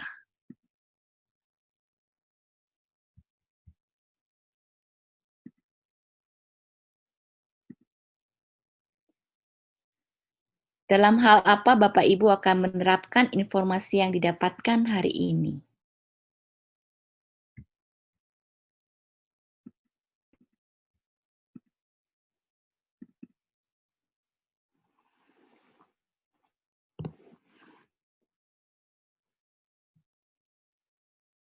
Menyusun lesson plan, pemberian layanan BK, metode belajar,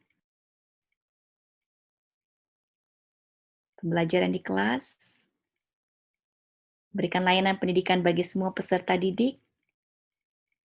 merancang sebuah kurikulum dan cara pandang baru dalam mengajar, metode mengajar dan asesmen, manajemen kelas yang memfasilitasikan kebutuhan tiap anak, merancang secara konkret hal baru yang fokus pada murid yang paling sulit fokus, beri kesempatan mahasiswa untuk bebas berekspresi,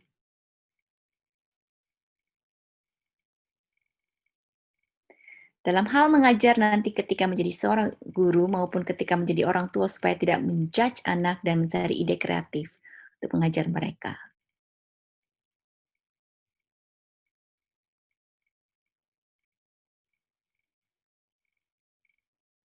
Mendesain pembelajaran agar anak-anak engage dengan materi yang kita berikan. Mengumpulkan data dan evaluasi. Terima kasih yang sudah menuliskan itu.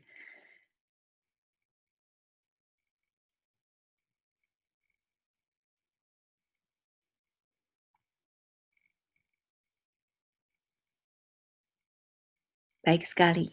Terima kasih Bapak Ibu yang sudah berpartisipasi dalam menolong setiap orang untuk belajar dengan baik sehingga dapat menjadi expert learners yang tahu cara belajar dan bukan hanya tahu tentang materi. Terima kasih. Sangat baik ya.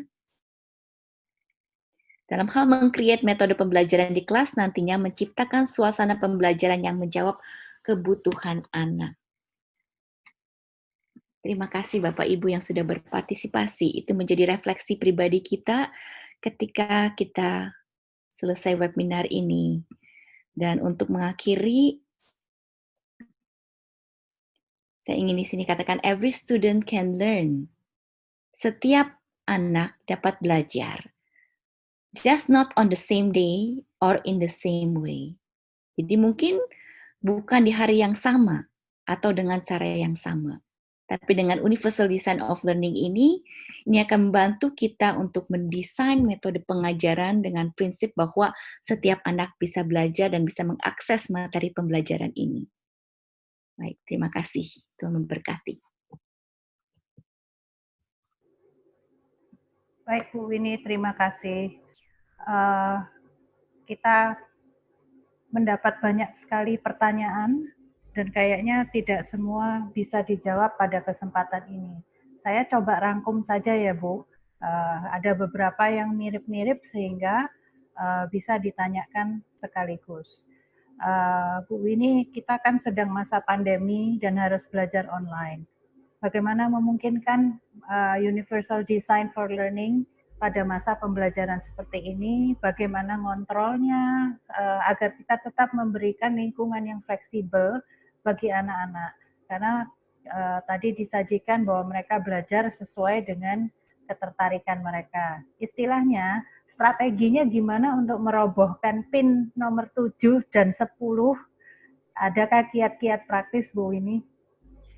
Ya, pertanyaannya yang sangat baik ya. Jadi, bagaimana masa pandemi ini kita bisa mengaplikasikan Universal Design for Learning ini? Memang salah satu ciri adalah flexible learning environment. Jadi, sebetulnya tidak terpengaruh dimanapun mereka belajar, tapi ketika mereka bisa kita memberikan berbagai macam metode pengajaran dan berbagai metode cara mereka engage dalam mereka punya pembelajaran, kita sebetulnya sedang mencari tahu, give them choices tergantung interest mereka engage dengan materi seperti apa. Ya, bukan kita memberikan choices mereka mau belajar atau tidak mau belajar, tapi kita memberikan choices dengan cara apa mereka ingin berinteraksi dengan materi yang diberikan. Entah itu mereka ingin research, entah mereka ingin baca, entah mereka ingin project, entah ingin mereka diskusi, mereka boleh memilih. Dan hal itu sebetulnya tidak perlu mereka di sekolah, mereka dapat lakukan di rumah. Ya, jadi sebetulnya hal ini sangat bisa dilakukan dalam masa pandemi ini. Dan kalau kita sedang memikirkan materi yang disampaikan, itu kan juga bisa berbentuk berbagai macam, dan bagaimana kita bisa mengetahui anak ini benar-benar paham dengan materi yang kita sampaikan. Ya, dengan kita memberikan mereka kesempatan untuk memilih, entah mereka memilih presentasi atau project, bahkan mereka boleh pilih, misalnya kita memberikan pilihan dari mereka boleh pilih 2 dari 5 yang kita berikan. Misalnya antara itu project based atau portfolio atau project based dengan presentasi. Dengan presentasi kita sudah tahu bahwa anak ini harus mempersiapkan bahan sebelum mereka bisa presentasi. Kalau tidak mungkin mereka bisa presentasikan. Project based juga butuh waktu untuk melakukan satu project. Kalau mereka ingin melakukan satu tes atau ujian, saya mau tertulis aja. Oke, secara tertulis pun juga tetap mereka harus belajar, tapi seenggaknya mereka diberikan pilihan untuk bagaimana mereka ingin mengekspresikan cara mereka bisa paham materi yang mereka sudah pelajari. Jadi seperti ketika saya mengajarkan anak-anak saya juga selalu memberikan pilihan mereka, saya memberikan mereka jadwal, ini saja yang mereka harus belajar di awal, karena saya tahu informasi baru itu sangat-sangat terbatas ya, mereka bisa paham seberapa banyak, dan saya memberikan pilihan mau yang mulai dari mana dulu. Dan ketika mereka harus mengerjakan paham, saya selalu memberikan pilihan mau bercerita, atau mau tulis jurnal, atau mau bikin video, atau mau apa, boleh, terserah. Tapi harus tunjukkan bahwa dia paham dengan materi yang disampaikan. Gitu. Jadi mungkin strategi-strategi yang saya sampaikan tadi sangat-sangat dapat dilakukan masa pandemi. Nah, sekarang pertanyaannya adalah bagaimana dengan anak-anak yang sulit, ya, khususnya orang tua mungkin di rumah kewalahan dengan anak-anak yang tidak bisa duduk, tidak bisa konsentrasi. kita bisa berikan istilahnya strategi kepada anak-anak. Oke, misalnya anak-anak ini nggak bisa diam. Apakah dengan kita memahami profil anak ini dengan kita kita presentasikan atau dengan video ya snippets media clip itu mereka bisa paham atau tidak atau dengan engage. Jadi kita perlu memahami profil anak ini terlebih dahulu dan kita bisa menolong orang tua untuk memberikan materi sesuai dengan memang apa yang efektif untuk anak ini.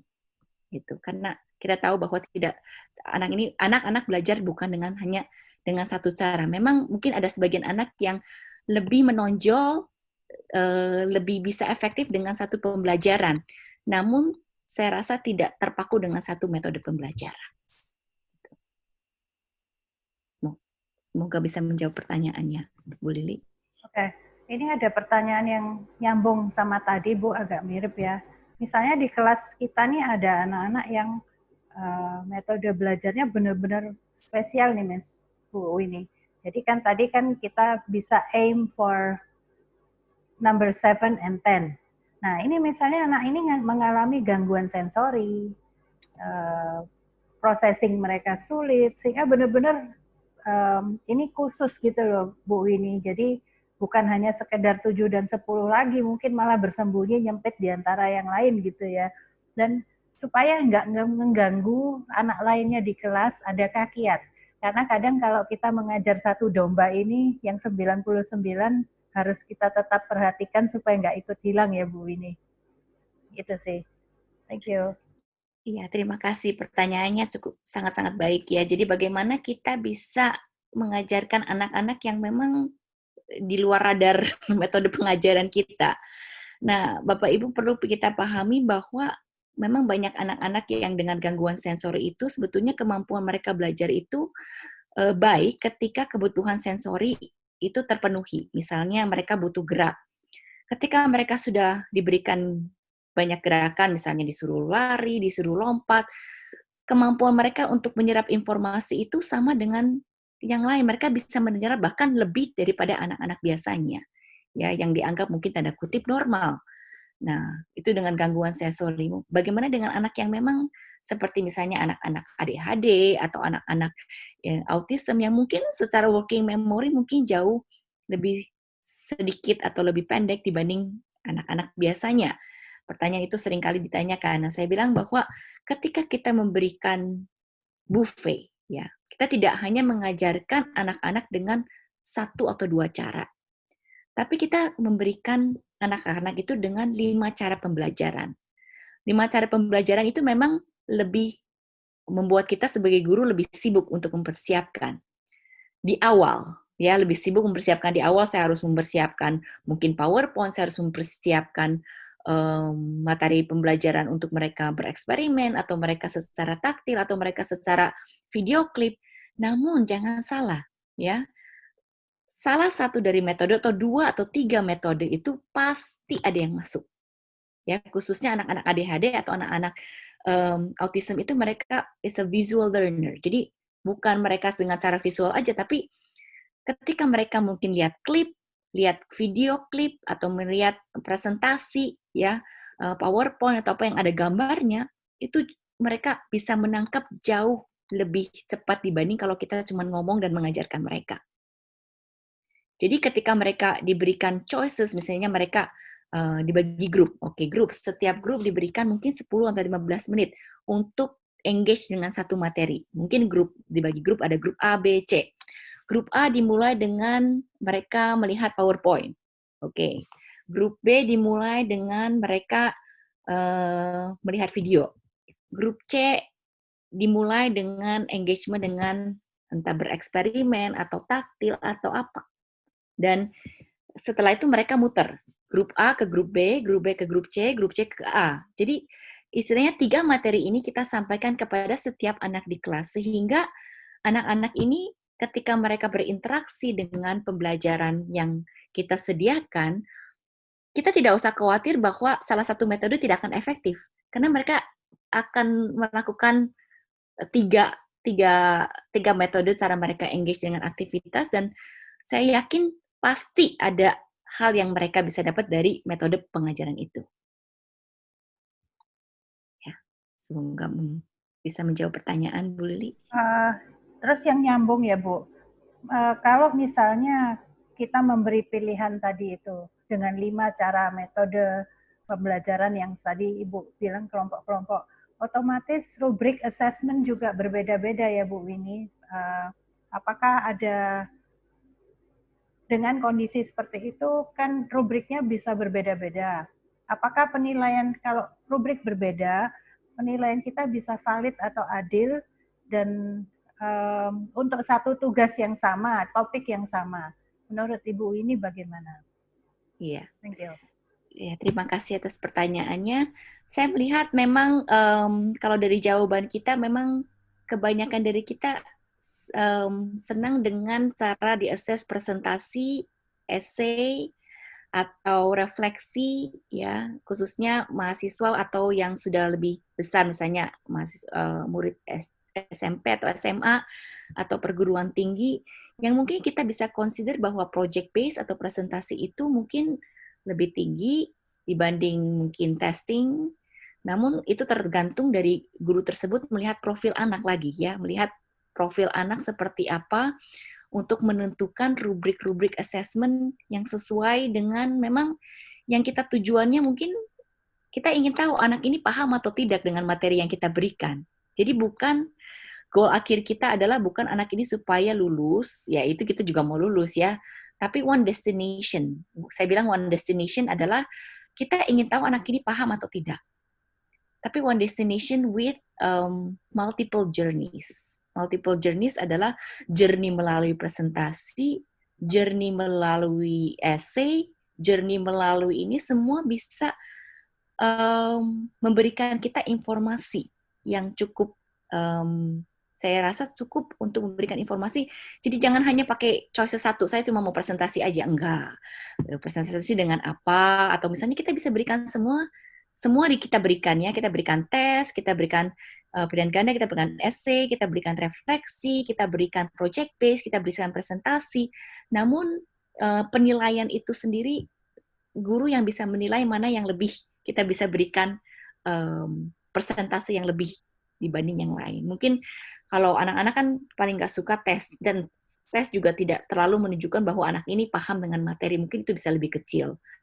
Lalu metode seperti apa yang bisa benar-benar kita menilai anak-anak ini benar paham, mungkin dengan presentasi atau mungkin dengan project base. Mungkin ada sebagian anak yang tidak suka bicara, mungkin presentasinya akan berkurang ya.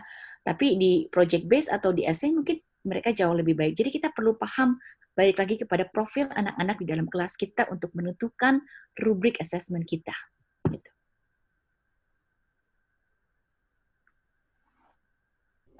Mengingat waktu, ini pertanyaan terakhir ya Bu Winnie. Beberapa dari kita yang ikut di sini berarti adalah orang-orang yang merasa terpanggil, merasa peduli dengan adanya perubahan di sistem kita merancang sampai assessment, menyajikan materi pada anak-anak. Bagaimana kita bisa menularkan semangat kita ini pada guru-guru lain di sekolah kita. Kalau misalnya sekolah itu sudah lama berdiri, beberapa guru senior mungkin masih sulit untuk menerima perubahan, menerima sesuatu yang baru, atau diajak berkolaborasi waktu mengajar, terbiasa mengajar di kelas masing-masing sendiri-sendiri. Kelasku adalah ranahku, lingkunganku, teritoriku. Apakah ada kiat praktis, tips praktis, supaya kita bisa menularkan semangat ini, semangat memberikan universal design for learning dan kolaborasi dengan guru lainnya, Bu ini. Terima kasih Bu Lili. Jadi memang ketika saya mempelajari sistem universal design for learning ini, saya melihat memang awalnya tidak semua guru dapat menerima konsep atau prinsip universal design for learning. Karena kembali lagi di awal itu sepertinya guru harus mempersiapkan jauh lebih banyak dibandingkan sebelumnya.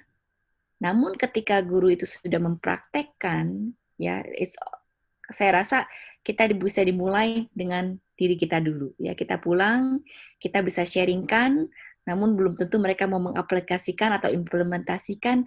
Mulailah dari diri kita sendiri. Kita coba untuk mengimplementasikan. Kalau kita melihat bahwa ternyata metode yang kita sampaikan itu efektif untuk pengajaran, dan kita bisa sharingkan kepada guru bahwa hasilnya seperti ini, hasilnya sangat baik, hasilnya sangat positif.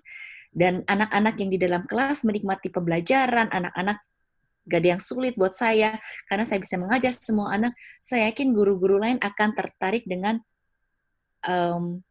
rahasia apa yang kita miliki, sehingga kita bisa, anak-anak di kelas tuh kita bisa menikmati, mereka bisa menikmati pembelajaran. Jadi saya selalu mulai dari diri saya, dan ketika kita melihat ini metode strategi yang bisa kita implementasikan, saya rasa yang lain juga akan terpengaruh dengan kita. Oke, terima kasih Bu. Beberapa pertanyaan lain mungkin tidak bisa kita jawab di sesi ini karena kita benar-benar harus mengakhiri acara kita. Sebentar lagi kita ada kebaktian universitas juga. Jadi sekali lagi terima kasih ya Bu Winnie sudah berbagi kepada kami semua. Dan saya yakin ini bukan terakhir kali kita akan bertemu. Bapak Ibu, kami rindu kita bisa berkumpul seperti ini lagi dan berbagi dan mengadakan sesi-sesi lain yang ada hubungannya juga dengan Universal Design for Learning. Kami membagikan angket evaluasi pada Bapak Ibu. Sekiranya Bapak Ibu merasa ada sesuatu yang bisa kami sebagai Fakultas Keguruan dan Ilmu Pendidikan UK Petra berbagi pada Bapak Ibu, topik-topik yang Bapak Ibu rasa perlu untuk kami bahas, kita bahas bersama, silakan tuliskan di form evaluasi ini. Kita akan berfoto bersama, jadi yang mau merapikan rambut, yang mau dandan dulu silakan, pakai senyum yang paling manis, kita foto bersama, lalu saya mengundang Bu Magda sebagai dekan kami untuk mendoakan kita semua, mendoakan Bu Winnie, dan doa berkat untuk kita semua. Panitia, saya serahkan untuk sesi foto, silakan.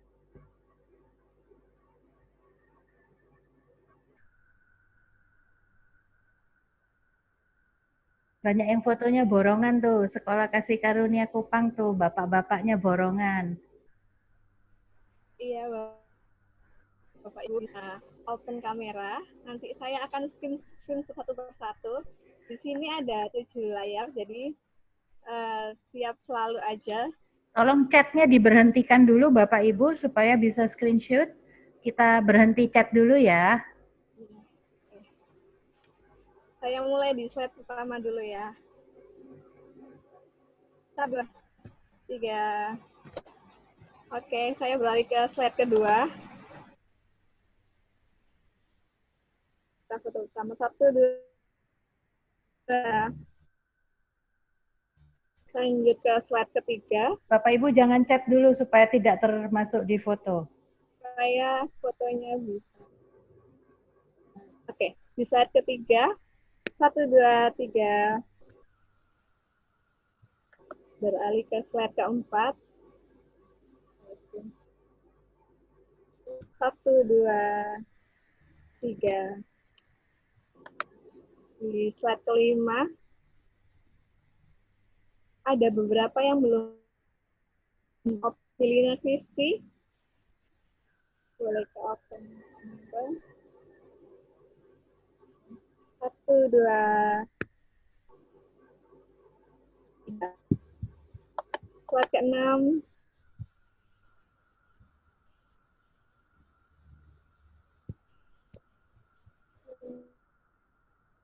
Slide ke-7 yang terakhir.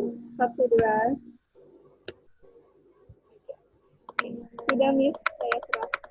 Terima kasih Bapak Bu Magda, silakan.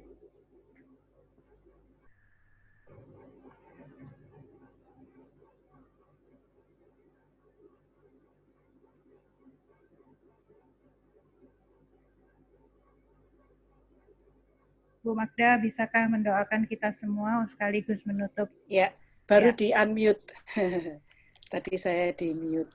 Baik, Ibu Winnie dan semua guru, semua pendidik, dan kita semua yang diberikan kehormatan untuk melayani Tuhan, marilah kita bersama-sama bersyukur dan mohon Tuhan memberikan kita kekuatan untuk menerapkan apa yang sudah kita dengar hari ini. Mari kita bersama berdoa. Tuhan Yesus Kristus, Guru Agung, dan sahabat bagi semua anak-anak di seluruh dunia, dan juga terutama kami berdoa untuk anak-anak di Indonesia. Kami berterima kasih untuk visi pendidikan Kristen yang diterapkan di sekolah-sekolah Kristen yang Tuhan percayakan kepada kami, para guru-guru Kristen. Terima kasih karena melalui seluruh sharing hidup, sharing pengalaman, dan sharing pelajaran yang sangat luar biasa dari Ibu Rini, kami diingatkan, diteguhkan, dan dimantapkan untuk komitmen kami melalui pendidikan Kristen membawa anak-anak boleh mengenal Tuhan Yesus Kristus, dan tidak ada satu domba pun yang akan kami abaikan karena mereka tak mampu mengalami proses belajar yang efektif karena keterbatasan kami untuk menjangkau mereka.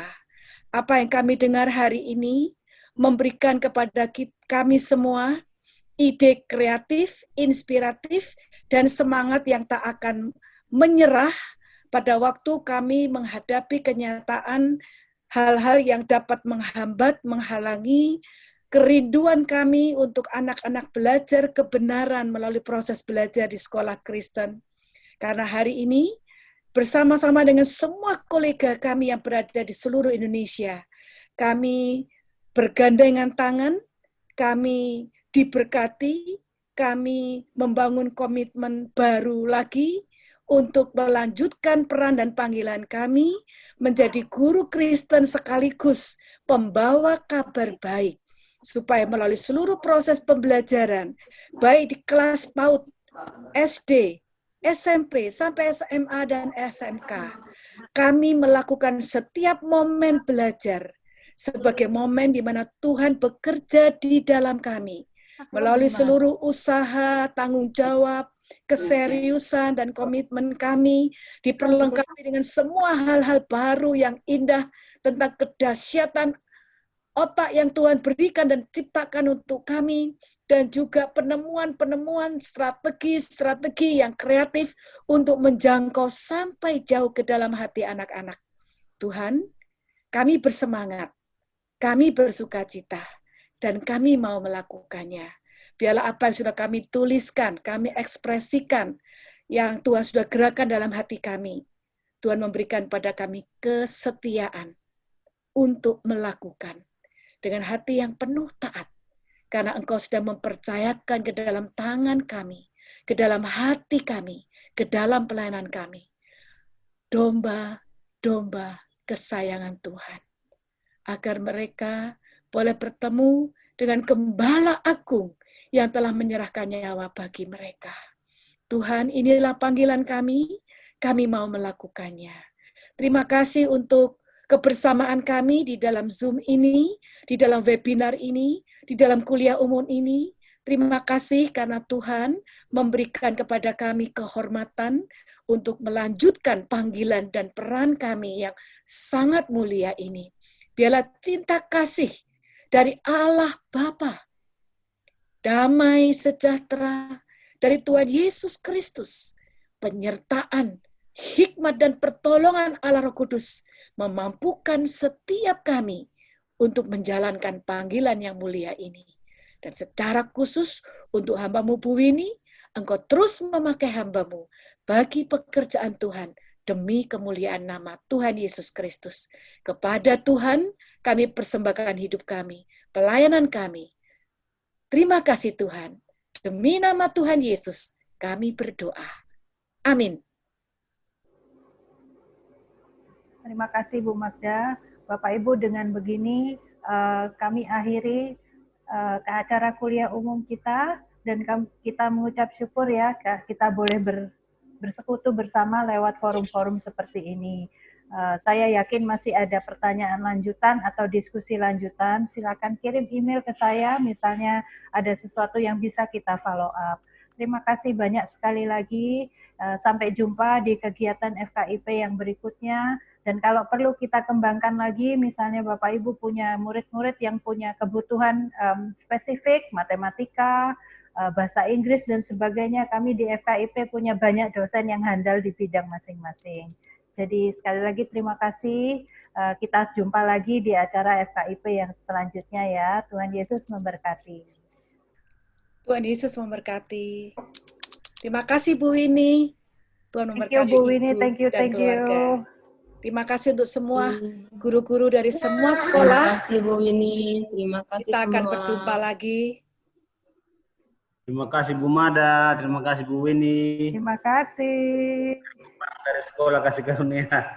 Iya. Terima kasih Bu Winnie. Terima kasih.